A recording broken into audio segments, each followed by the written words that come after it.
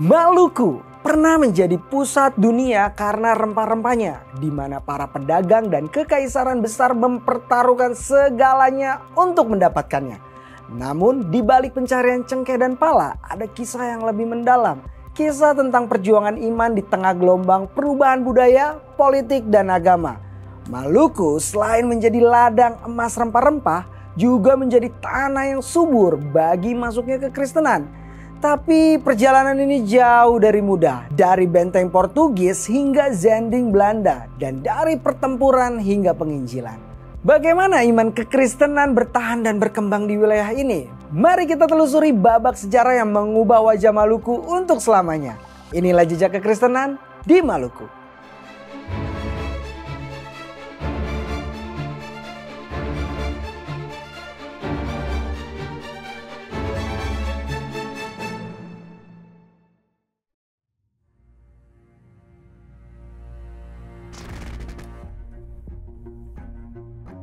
Sebelum abad ke-19, Maluku sangat terkenal di dunia. Banyak negara atau kekaisaran di dunia sering menyebut nama Maluku.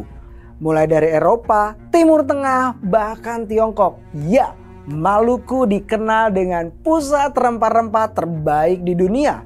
Berbulan-bulan, bahkan bertahun-tahun orang dari belahan dunia lainnya bertaruh nyawa menempuh perjalanan laut untuk ke Maluku hanya mencari rempah-rempah.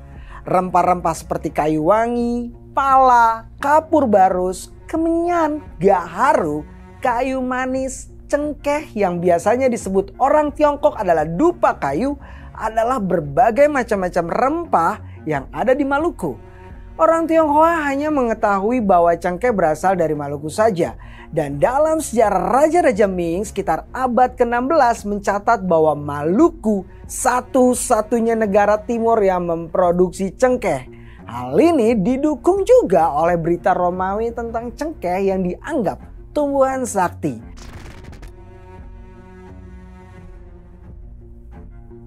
Pencarian rempah-rempah berjalan seiring dengan keinginan untuk menyebarkan agama oleh berbagai negara yang datang ke Maluku. Pada tahun 1511, Portugis berhasil menguasai Malaka yang saat itu menjadi pusat perdagangan di Asia Tenggara. Mereka kemudian melanjutkan pelayaran ke daerah-daerah penghasil rempah-rempah di Kepulauan Maluku. Di Ternate, Portugis mendapat izin untuk membangun benteng sekaligus memulai penyebaran agama Katolik. Di bawah kepemimpinan Antonio Galvão, pemimpin Portugis di Maluku, sekelompok pendeta Katolik datang dan menyebarkan misi Katolik di Maluku. Setelah menguasai Malaka, Portugis memonopoli perdagangan dan penyebaran agama Katolik secara lebih teratur di wilayah timur seperti Ambon, Halmahera, Tidore, Ternate, dan salah satu tokoh penting dalam misi Katolik di Maluku adalah Franciscus Xaverius, seorang pastor dari Ordo Yesuit asal Spanyol. Ia datang dengan kapal dagang Portugis pada tahun 1546 dan kemudian dianggap sebagai pelopor penyebaran agama Katolik di Indonesia.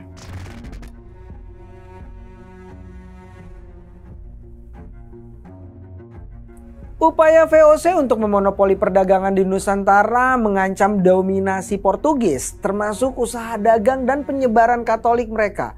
Selain menghadapi VOC, Portugis juga terlibat perang dengan Raja-Raja Maluku di bagian utara yang semakin melemahkan posisi mereka. Dan pergolakan politik yang terus terjadi di abad ke-16 membuat gereja Katolik di Maluku mengalami kemunduran. VOC tidak hanya mengejar keuntungan ekonomi, tetapi juga membawa mandat gereja Protestan Belanda yang saat itu berstatus sebagai gereja negara untuk menyebarkan iman Kristen. VOC mengikut sertakan para pendeta sebagai pegawai mereka yang bertugas memenuhi kebutuhan rohani para pedagang, pegawai, dan juga para pasukan Belanda. Selain itu, para pendeta juga melaksanakan penginjilan dan menyediakan pendidikan bagi anak-anak mereka. Melalui VOC, ajaran Protestan yang dipengaruhi oleh tokoh reformasi seperti Johannes Calvin dan Martin Luther diperkenalkan di Indonesia. Setelah VOC bangkrut pada tahun 1799, wilayah perdagangan mereka diserahkan kepada pemerintahan Hindia Belanda. Pada masa ini, pemerintahan kolonial memberikan perhatian lebih terhadap perkembangan kekristenan di wilayah kekuasaannya. dengan Maluku menjadi daerah pertama tempat Kristen Protestan menyebar luas.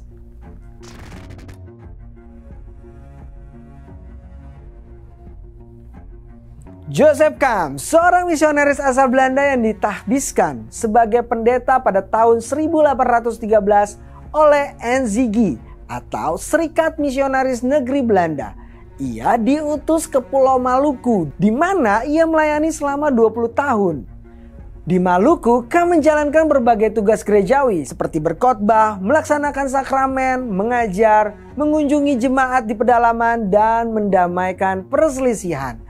Selain pelayanan gerejawi, Joseph Kam juga berkontribusi besar dalam bidang pendidikan. Pada tahun 1819, ia mendirikan sekolah untuk mendidik warga lokal, khususnya di Ambon, agar dapat menjadi guru untuk melayani di gereja dan di sekolah. Salah satu lulusan sekolah tersebut adalah W. Hehanusa yang kemudian menjadi pendeta pribumi pertama di Ambon. Setelah 2 dekade melayani, Joseph Kam meninggal pada 18 Juli 1833 dan dimakamkan di pekuburan belakang Soya, Ambon, yang kini menjadi halaman gedung gereja yang mengabadikan namanya. Pelayanan dan dedikasinya di Maluku sangat menginspirasi masyarakat, sehingga Joseph Kam dikenal sebagai Rasul Maluku.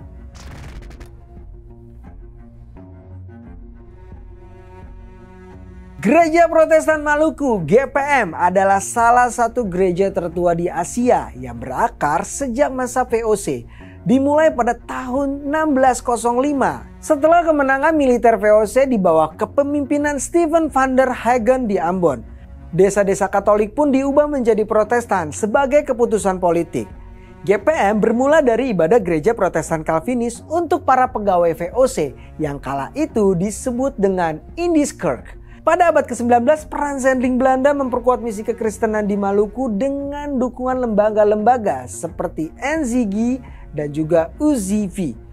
Pendidikan menjadi prioritas dengan pendirian lembaga pelatihan guru pribumi bernama Stouffville pada tahun 1885.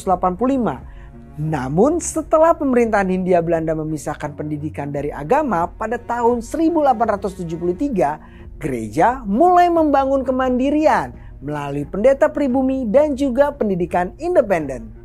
Pada abad ke-20, perubahan administrasi mempersiapkan GPM menjadi semi-otonom pada tahun 1935. Seiring dengan perpisahan gereja dari negara, GPM meraih otonomi penuh pada tahun 1948 dan menjadi mandiri secara finansial setelah kemerdekaan Indonesia. Kini GPM memiliki lebih dari 620.000 jemaat dengan 34 klasis dan 771 gereja. Inilah yang mencerminkan sejarah panjang perjuangan umat Kristen di Maluku. Salah satu gereja tertua di Indonesia adalah Gereja Ebenezer yang ada di Nusa Laut, yang dibangun antara tahun 1715 sampai 1719. Bukti keberadaannya adalah prasasti di dinding gereja yang masih utuh, berbentuk segitiga dengan motif ukiran bunga cengkeh, menghadap ke jalan di sebelah pintu masuk arah timur. Toleransi dan persatuan masyarakat Maluku merupakan sejarah panjang yang perlu kita jaga. Hal-hal positif yang telah ditanamkan misionaris juga telah menjadi fondasi peradaban masyarakat Maluku. Walau Maluku pernah porak-poranda oleh provokator, tapi identitas satu gandong, satu hati, satu rasa, dan satu darah harus terus lestari hingga betapung anak cucu. Kasih Kristus yang telah ditabur jauh dari masa lampau akan tetap tumbuh dan menyatukan masyarakat Maluku. Demikian Jejak Kekristenan di Tanah Maluku. Terus dukung kami dengan subscribe channel ini agar kamu terus mendapatkan notifikasi dari konten-konten kami yang pastinya akan memberkati kamu. Sampai jumpa, Tuhan Yesus memberkati.